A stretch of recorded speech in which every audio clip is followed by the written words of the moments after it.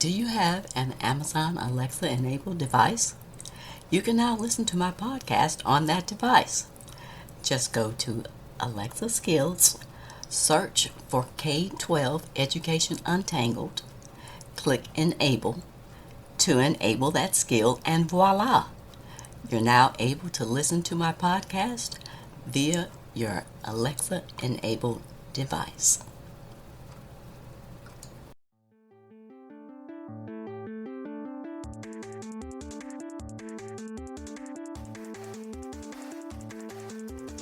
Welcome to another episode of K-12 Education Untangled. My name is Dr. Kim Fields, former corporate manager turned education researcher and advocate, and I'm the host of this podcast. I got into this space after dealing with some frustrating interactions with school educators and administrators that I had while I was raising my two kids who were in the public school system. I really wanted to know how teachers were trained and what the research provided about the challenges of the public education system. If you're looking to find out more about the current topics in education that could affect you or your children and the practical actions that you can take to address these issues, then you're in the right place. In today's episode, I will be reviewing one of the books from the banned book list that I mentioned in an earlier podcast episode. This focus will be on The Bluest Eye by Toni Morrison. The intent of this and other monthly book reviews is to examine, to analyze, to investigate why these books were on the banned book list of K-12 public school reading. I'll first start out with a brief summary about the book, and then I'll end with my overall observations and implications. Claudia and Frida are the sister characters in the book, and they are the two main characters, and in some ways, they tell the story through their experiences. Most of the story centers around the Breedlove family. There were other colorful characters in the book as well, like Mr. Henry, Soaphead Church, and Aunt Jimmy. The author gives a detailed background about the main characters in the book. The richness of the characters come to life with the extensive descriptive background that Toni Morrison provides. Pecola Breedlove was a particular case that came to stay with Claudia and Frida and their family until Pecola's family was reunited. What happened was that her father was physically abusive to her mother. He seemed to be really a scoundrel in this book. The author accurately and humorously depicted the dialogue of a Black mom, especially the Southern Black vernacular and dialect. The Breedloves lived in a stark apartment in an empty storefront in a small town called Lorain, and this was in Ohio. That's the setting for the story. They lived there because they were poor and Black, but they stayed there because they believed they were ugly. Their ugliness was unique. The father's, whose name was Charlie, ugliness was his behavior. The rest of the family, Mrs. Breedlove, Sammy Breedlove, and Pecola Breedlove, wore their ugliness, although it didn't belong to them. Pecola, in fact, prayed for blue eyes because she thought that having blue eyes would make her beautiful. She didn't see herself as beautiful. She only saw herself as others perceived her through their eyes. In fact, this family had an overall contempt for their own Blackness. Pauline Breedlove, who was Pecola's mom, was introduced to physical beauty through the movies. She would find ways to get to the movie shows every so often, and she would just be over the top in identifying with the characters in the movies.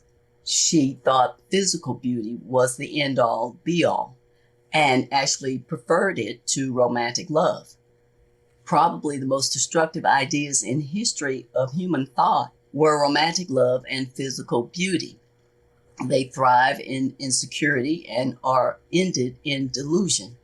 When one equates physical beauty with virtue, Their mind is stripped and they end up having self-contempt.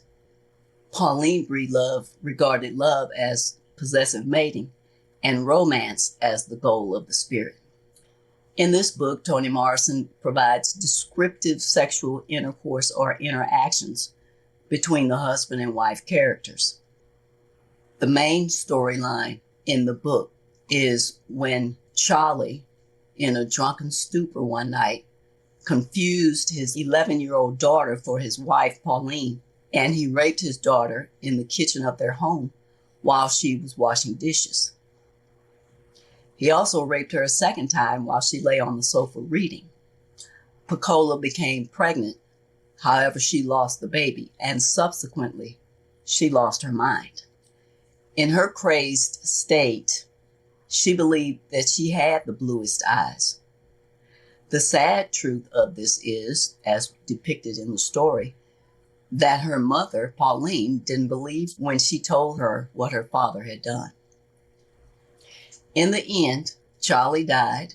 Sammy Breedlove, who was Piccola's brother, left home, and Mrs. Breedlove and Piccola lived on the outskirts of town, an isolated life as victims and objects of pity and mockery.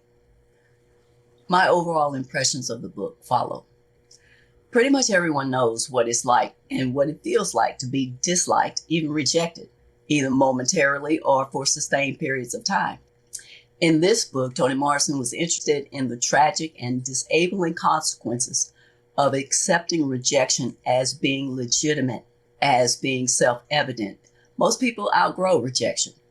There are those, however, who collapse silently and anonymously with no voice to express or acknowledge their feelings of being rejected. They are invisible. Toni Morrison states that the death of self-esteem can occur quickly, easily for children, before the ego has, quote unquote, legs, so to speak. Coupled with the vulnerability of youth with indifferent parents, dismissive adults, and a world which in its language, laws, and images reinforces despair, and the journey to destruction is sealed.